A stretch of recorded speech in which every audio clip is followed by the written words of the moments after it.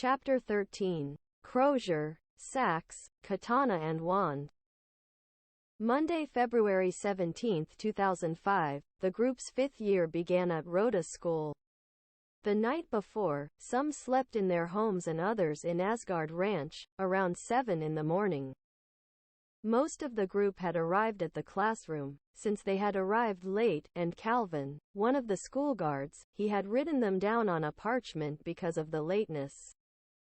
So many had not been able to attend the opening ceremony, the door was closed, and they had no choice but to go to the hall immediately. There were Adrian, Alvord, Black, Gavin and Roger sitting at their desks, waiting for the others to arrive from the opening ceremony. Minutes passed and the first to enter running towards them was Samantha, and she said the following. "Hey, you saw? We have new classmates. We have to invite them to the group and to the ranch," said Samantha excitedly. "Wait, Samantha, that doesn't work. We can't invite just anyone to the group. First we have to get to know them," said Black. "Samantha understands. There are people who can become going through others, is the prophecy. We are not playing marbles. First we must know them thoroughly and for them to show us trust," said Adrian. "Ugh. All right," Samantha responded, annoyed. She crossed her arms and sat down. "You didn't mention to them about the ranch already, did you?" asked Gavin. "No, not yet. I haven't talked to them, but we met them at the opening ceremony," said Samantha. "And who are they?" he asked Roger. "It's the 3 girls over there. They're talking to Leanne and that guy with the wand in the corner of the room," said Samantha, pointing towards the corner of the room in one of the corners. Everyone got up from their seats and went to meet the new classmates in the room. One girl got up crying and left the room. To which Gavin said, "Hey, wait, where are you going?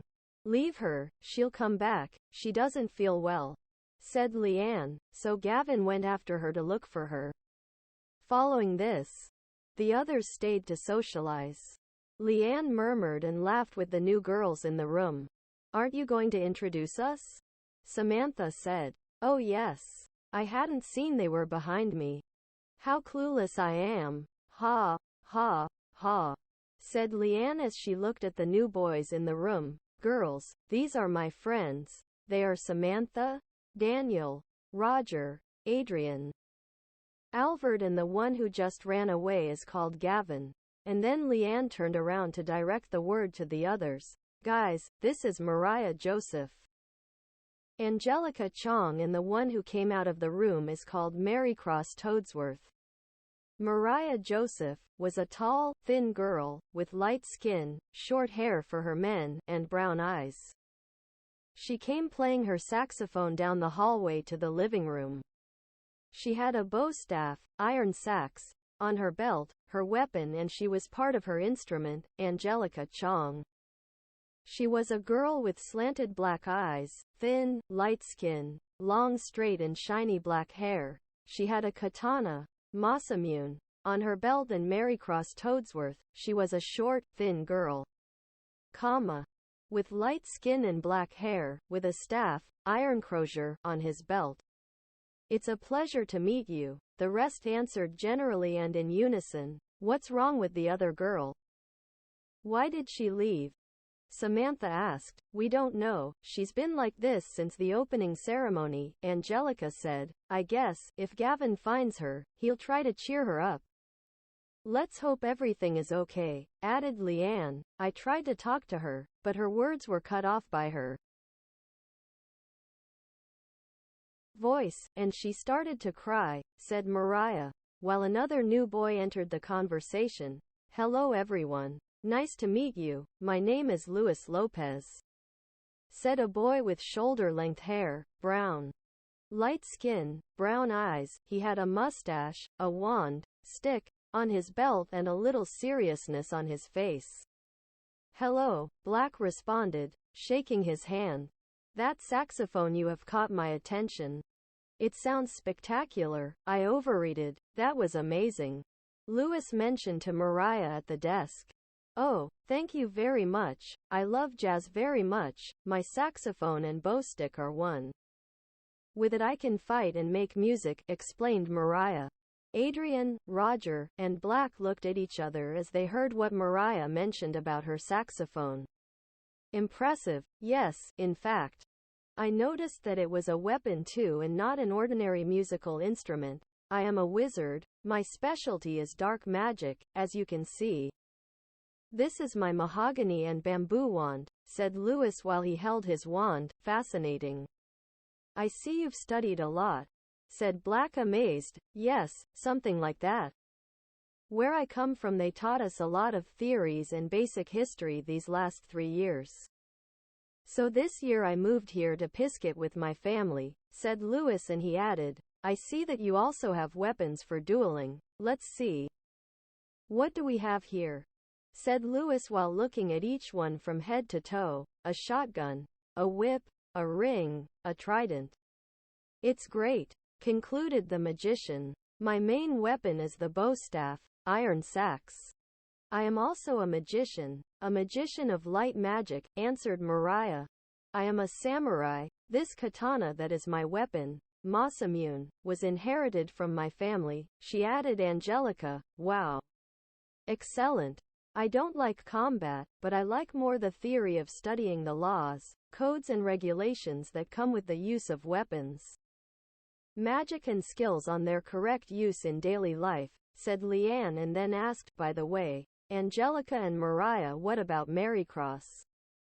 What discipline is she? She's a white mage of light like Mariah. She uses a Crosier. The 3 of us met this morning at the train station, Angelica added. And where do they live?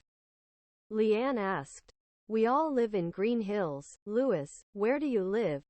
Said Mariah. Just like you. I live on 20th Street, Lewis answered. Excellent. We could come to school together. I'm from 20th Street, Mariah said. I live on 10th Avenue, Angelica added. After a morning of conversation, at the door of the living room, there were 4 ladies looking through the door. Everyone saw again, but they were 4 people who had never seen before. Did you see that? Said Leanne, looking towards the window. I've never seen them. Adrian, Roger. Do you know who they are? Asked Black. No, said Adrian. Do you think they're new teachers? Roger asked. While all this was happening, in another part of the school, right in the playground, sitting on a swing, was Marycross Toadsworth, head down, looking at the ground, when Gavin finally found her and sat down next to her. Hello, my name is Gavin. I saw you running out of the room a little sad.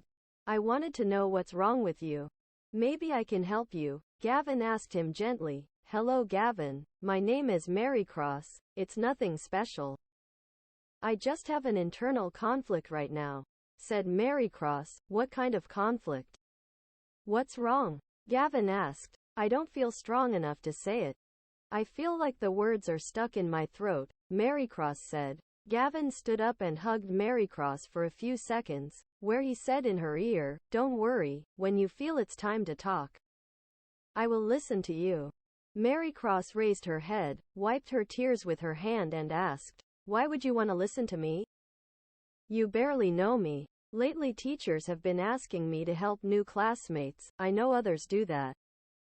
But in previous years it has been good to be able to help and welcome new classmates, Gavin added. Really? Despite knowing that I don't belong here? Said Marycross with her head down.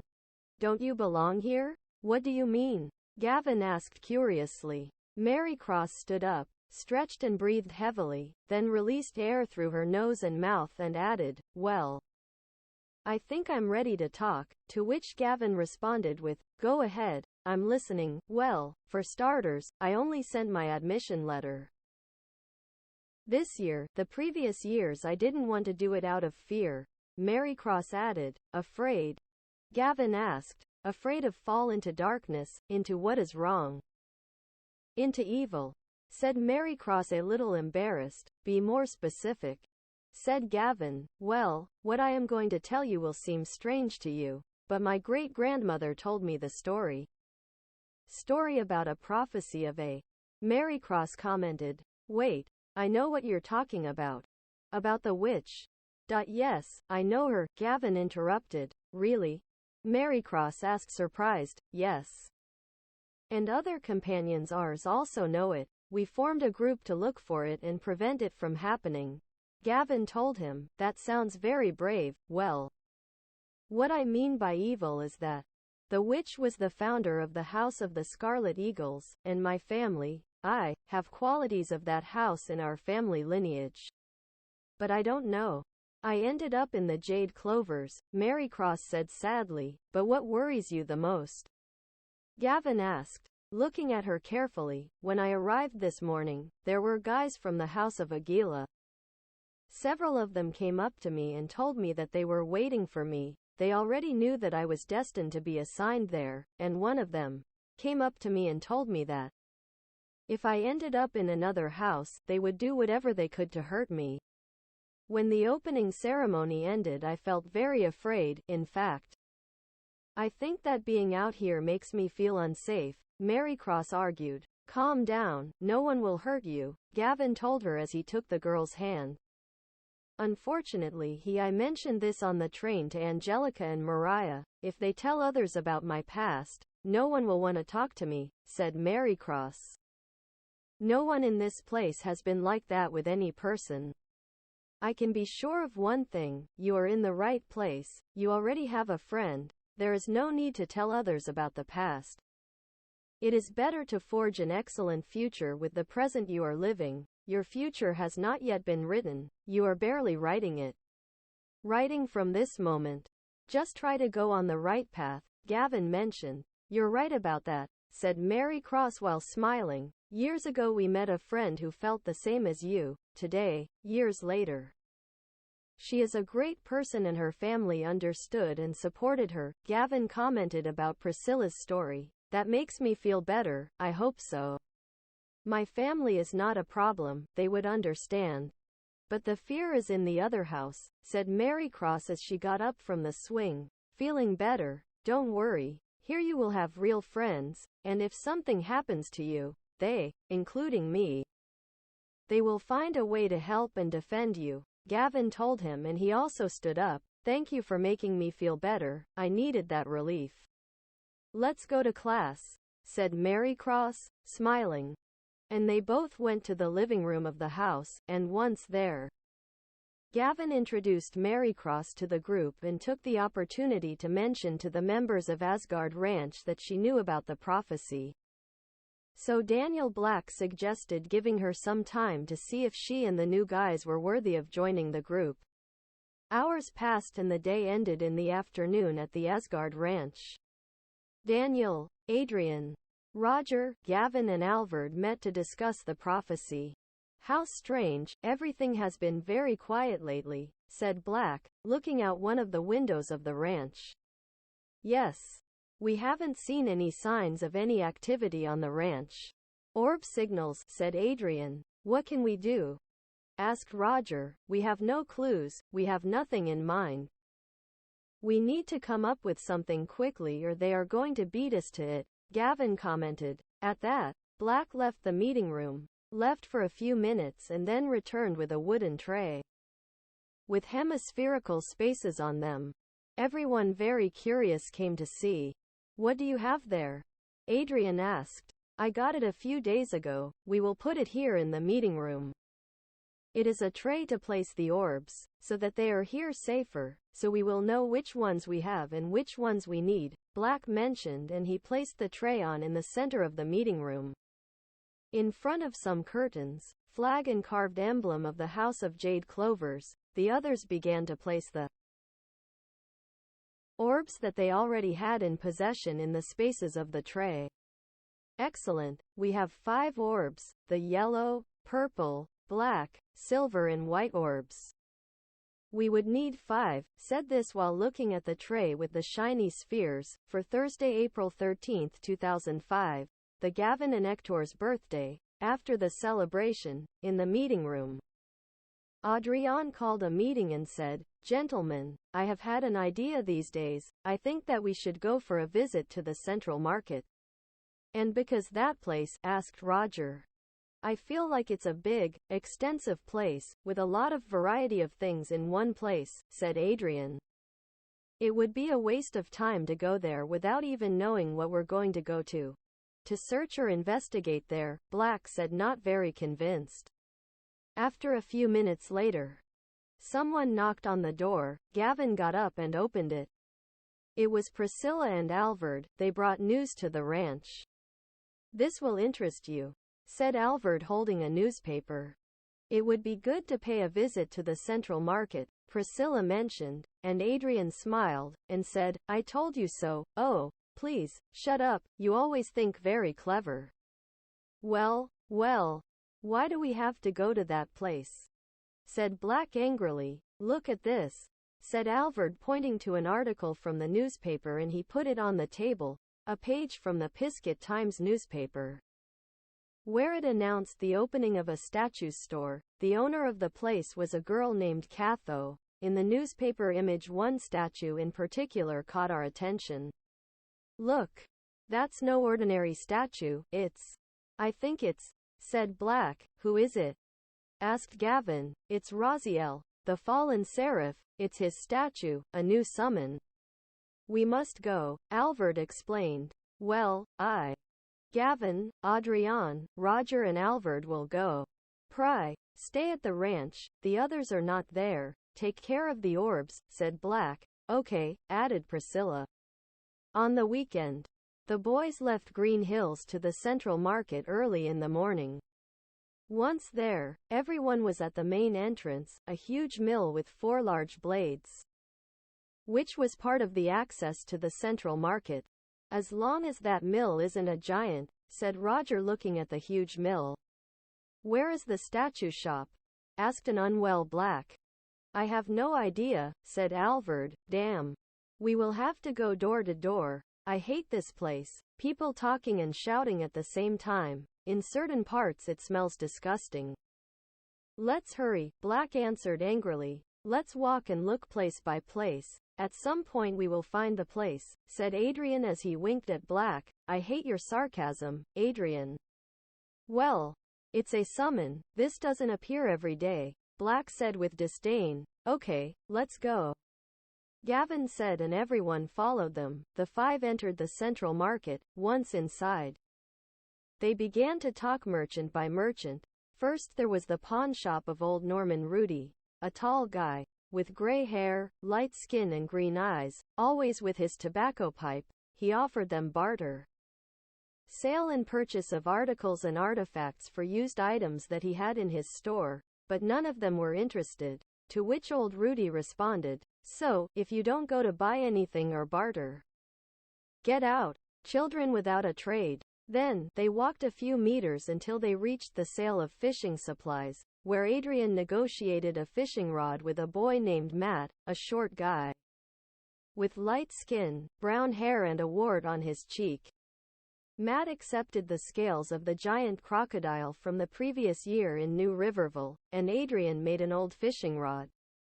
In the next space, we find Mr. Adams' store, the Fudblessé specialty store, where Aaron, John Paul and Arthur were there, getting new uniforms, balls and other items for the Fudblessé team.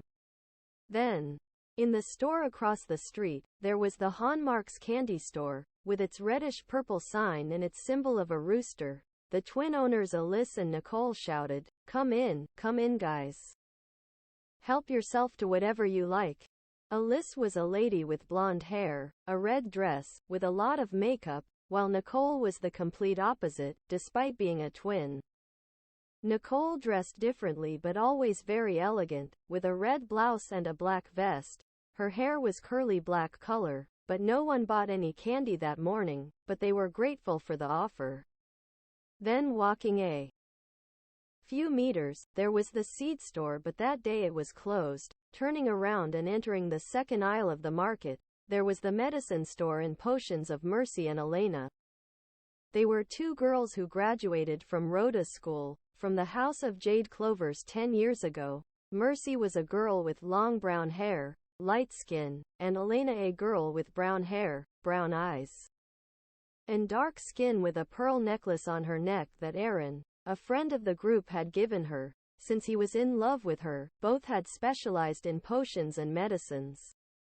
They opened their business in the market, the next business in the hallway number 2. It was the fortune teller, an old woman who predicted the future with her crystal ball. The boys stopped in front of this place. They thought about paying for a tarot session to perhaps find clues about the prophecy, but they thought it was risky. Plus the strong smell of incense and candles made them quickly go to the next store, which was Caroline Skipbell's carnivorous plants store. A girl with black hair, black eyes. Always accompanied in her business by her dog named Ava.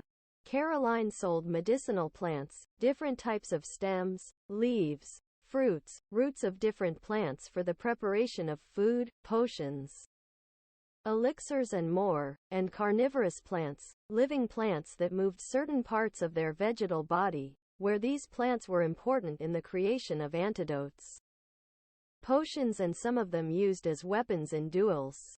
Then, there was Melanie Kamazoo's costume store, a girl with light skin, brown eyes, wearing braces, and long brown hair, where you find all kinds of costumes for parties such as doctor, cheerleader, nurse, gang member, clown, sentinel, devil, angel, whatever you imagine. In front of this store, there is the Flower Deli flower shop, a good-natured lady with blonde hair with a bun and 2 ponytails on her sides, a straw hat, a long dress with a beige turtleneck with sky blue with daisies, glasses and light blue eyes.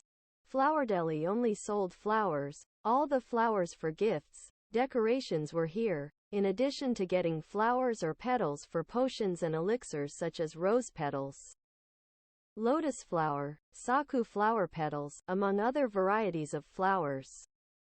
Finally, we reached the third and last aisle, where we found old Fraser Hughes' insects, animals and creatures store.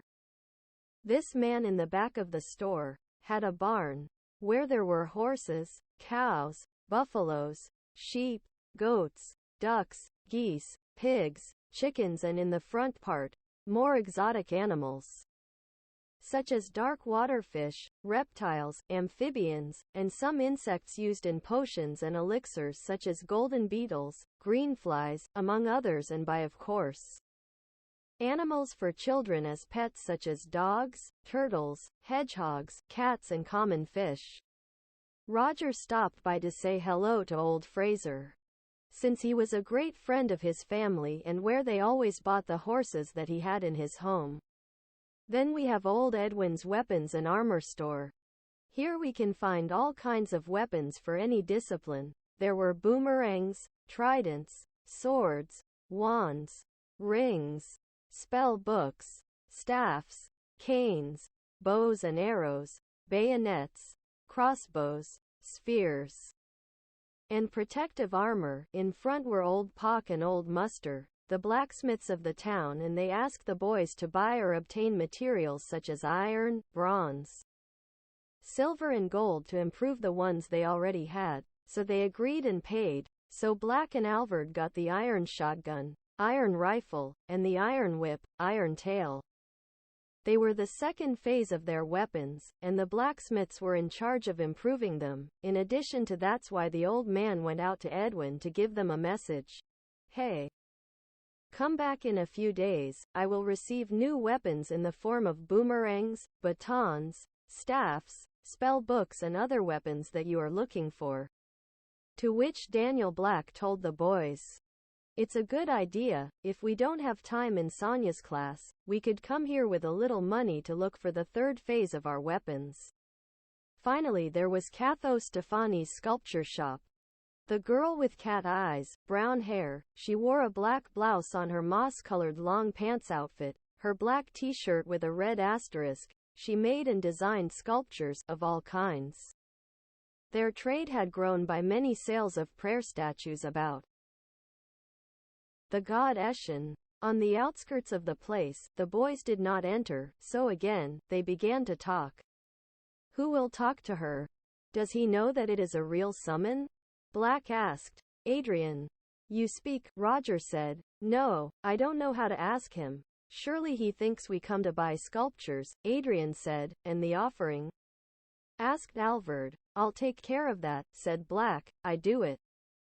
I don't know why they're afraid to talk to people, said Gavin. Sorry, social grace, said Adrian sarcastically. Gavin and the others entered, and he began to talk to Catho. Good morning, said Gavin, ringing the bell at the counter of the place. Good morning, guys. What brings you here to the world of sculptures, said the girl. We were curious about the statue that is in that corner, the of the boy with eagle wings, said Gavin, pointing to the back of the place. Oh, that one, yes, I bought it a few days ago. They sold it to me, said Catho. Who sold it to you? Gavin asked. I don't remember, it was from a traveler, when we had the design workshop in the Sir Daniel Grado district, but it's strange. On his altar he has a kind of card game that we haven't been able to decipher, added the girl. It's a riddle, Black murmured in Gavin's ear. Could we examine it and take some notes or try to solve those letters? Said Gavin. Sure. Look at what you like. They look like kids from well. Just be careful not to touch anything or throw anything away. Marble, birch and porcelain can break even by looking at them. I'll be back in a moment. I'll go get a cup of coffee, said the girl as she removed the chains to give way to the boys to where the statue was. The girl left, so the group took the opportunity to make the offering. Black handed a dagger to the statue, but nothing happened, so they began to find out about the card game. There were 18 cards. The game consisted of making consecutive pairs without missing a pair. Otherwise, you had to start again. The cards had the images of the celestial deities. They were made of parchment material, so Adrian began to play the game of cards. Since he was the best suited of the group for these tasks, after several minutes of playing, he managed to complete the pairs, and she accepted the offering. Following this, everyone bowed and Raziel left in a spiritual form to join Adrian. With the Song of Faith, he had finally joined them. The group already had 3 summons, Serena, Borin and Raziel.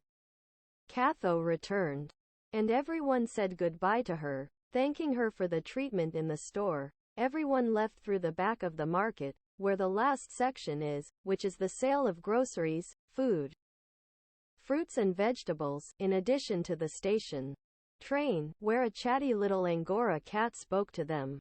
Good morning, young adventurers. Do you want to buy or sell? But he wasn't the only Angora cat in that place. There were several businesses with a cat owner. The day ended and everyone returned to Asgard Ranch to rest. There were no clues from the orbs, but at least they got a new summon. Months passed. It was June 28, 2005. That day in the morning, Mariah, Angelica and Marycross decided to take the train at the Central Market Station to go to school. It was around 20 minutes past 6 in the morning. Before reaching the market, with the windmill already moving, that meant that the market was open and the energy produced by the blades gave electricity to the entire place. While they appreciated the windmill, behind the girls, a guy, he told them, "Give me all the rods you have and your belongings," and threatening them with a dagger, so the 3 girls positioned themselves for a duel. The guy was a homeless man named Ernie. He had sandy, dirty, curly brown hair, a dirty beard, no shoes, and his clothes were already in rags. The girls knew him in the Pizcet newspapers. There was talk of a homeless man who was robbing near the train station. Ernie the tramp threw his dagger at the girls, but Mariah used reflex as protection with her bowstaff, while Angelica took her turn to split her dagger into 2 parts with her katana. The subject was unarmed, but he smiled, and with a cigarette that he had in his hands, he inhaled some smoke and launched a flare of burna against the girls with his mouth. Again, it was useless thanks to the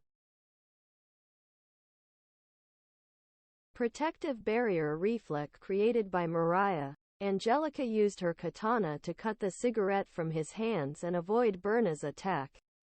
To end the duel, Marycross used holy with a white flash on the homeless man, and Mariah also used holy.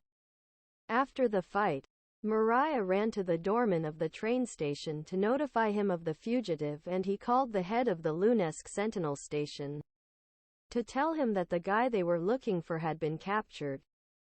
The girls didn't waste any more time and headed towards the train.